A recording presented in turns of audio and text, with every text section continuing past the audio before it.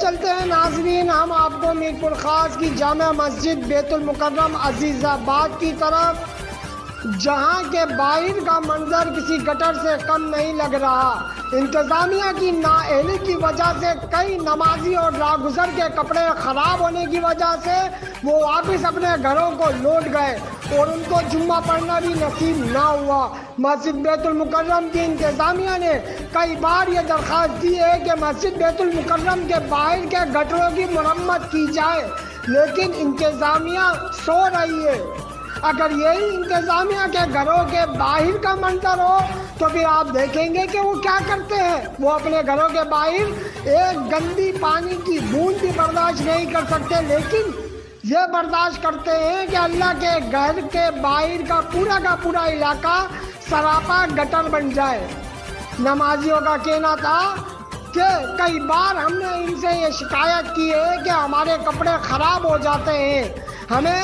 جمعہ پڑھنا بھی نصیب نہیں ہوتا۔ یہ وہ مسجد ہے، جامع مسجد، جس میں میر پور خاص کی تمام مساجد سے سب سے زیادہ رش ہوتا ہے، لیکن انتظامیہ کچھ نہیں کر پا رہی، کیونکہ یہ مسجد ہے اور مسجد اللہ کا گھر ہے، اور انتظامیہ کی غیرت اور ایمان یہ اندر سے مر چکے ہیں، کھوکھلے ہو چکے ہیں۔ ہاں، اگر یہی کوئی ڈی سی آفس ہوتا یا یہی کوئی بڑا ادارہ ہوتا تو اس کے باہر آپ دیکھتے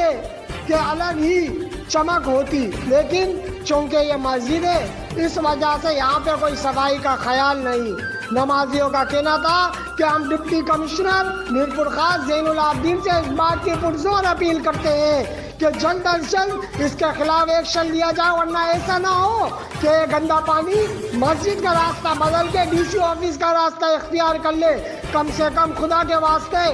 اللہ کے گھروں کی حفاظت اور اس کی صفائی کا اہتمام کریں، ورنہ ایسا نہ ہو کہ اللہ کی طرف سے کوئی بڑا عذاب آ جائے اور ہمیں اس بات کا بعد میں افسوس ہو۔ مفتی رضوان راجپوت، آزاد ریاست نیوز، میر پور خاص۔